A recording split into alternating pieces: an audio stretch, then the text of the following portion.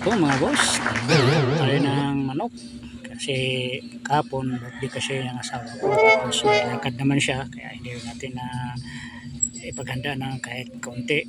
Ito po ngayon, ayan, nagpapainit na po tayo ng tubig mga boss. Kasi yun talaga yung proseso na pagkuha ng kanyang balahibo. Kaya mag-init na lang tayo ng konti at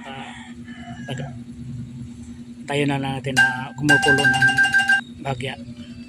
Ayan boss, pwede na to. Sa puntong ito, pwede na to ilagay na natin yung manok para makuha na natin yung balahibo.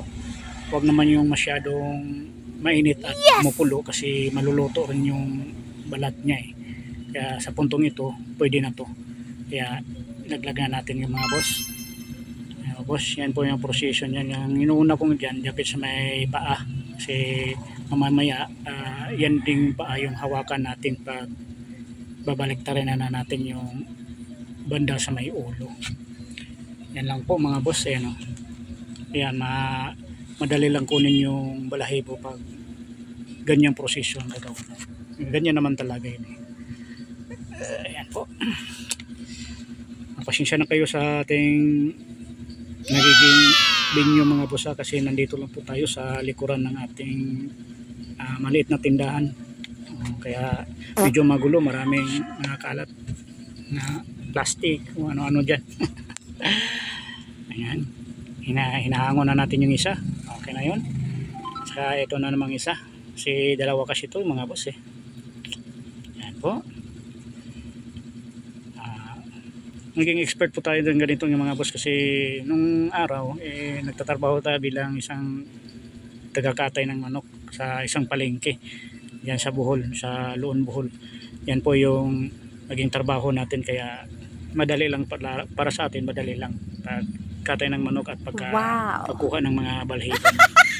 Kaya ilang taon din tayo na tutong magkatay ng manok at magbunot ng mga balahibo at maglinis ng manok Bisaya.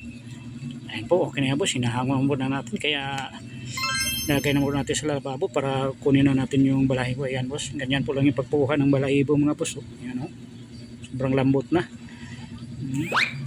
Ayan lang po, ayan. Kunin mo yan boss para mamaya maya higop na tayo ng sabaw. Boss, tuloy po tayo sa ating pagtatrabaho kasi mga proseso kasi ito yung mga boss, kasi yung balahibo hindi masyadong ano bang tawag nun, yung may mga balahibo pa na katutubo pa lang. Yan, yun ang hirap, yung balahibo na maliit kasi hindi mo siya makukuha sa ano eh. Kaya mamaya-maya pag hugas natin doon na lang natin kikiskisin lang natin ng kutsilyo. Mga boss, patuloy po tayo sa ating ginagawa. Ayan, ayan boss, bilisan mo boss kasi gutom na ako. Ngayon lang natin i-celebrate yung birthday ng misis ko kasi may lakad siya kahapon eh. Kaya ngayon mag-ihaw lang tayo ng dalawang manok bilang papasalamat na sayang kanyang kaarawan. Ito mga boss, malinis na. Kaya linisin pa natin ng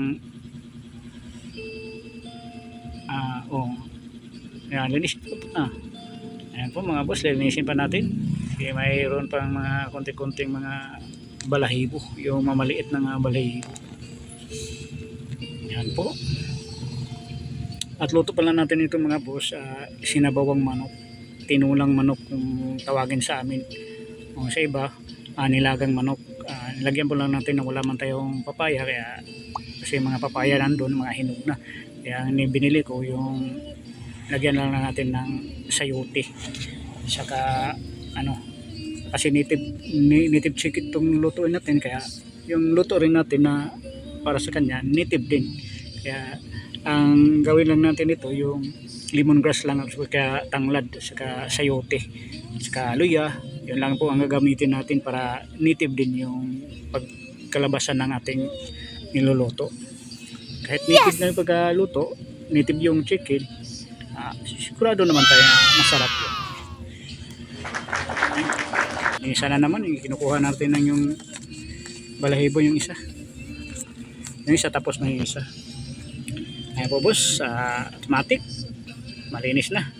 Kinukuha na natin yung bitoka niya. Ayan, ready to bayat na. Kayatin na natin yan. Para mamaya mamarinate na lang natin sa asin. At saka siyempre para maluto na natin. Ayan mga boss, lagyan ko na lang asin. Sa marinate na lang natin ng konti para mawala yung tawag nyo ng dangog-dangog. Ang tawagin sa amin. Parang sipon-sipon. Mayroon yan eh. Para ikukuskusin na lang natin ng konti ng ganyan sa asin para kahit pa paano mawawala. Mga boss, halo-halo lang po natin para mawala yung ano niya, parang malagkit. Ayan. Malagkit nga pala. Ayan po mga boss. Ibinabagsak na natin at saka lagyan na natin ng tanglad o lemongrass. Ayan. Medyo kumukulo na. Antayin lang natin na lumalambot para lagyan na natin ng kuan. Ito na yan mga boss, yung finished product natin at may kasama pa itong papaya. Kaya ready to eat na tayo mga boss. Wow! Kainan na po tayo at saka ilagyan po na ng sili ng konti. Thank you for watching mga boss. Ayan na po yung ating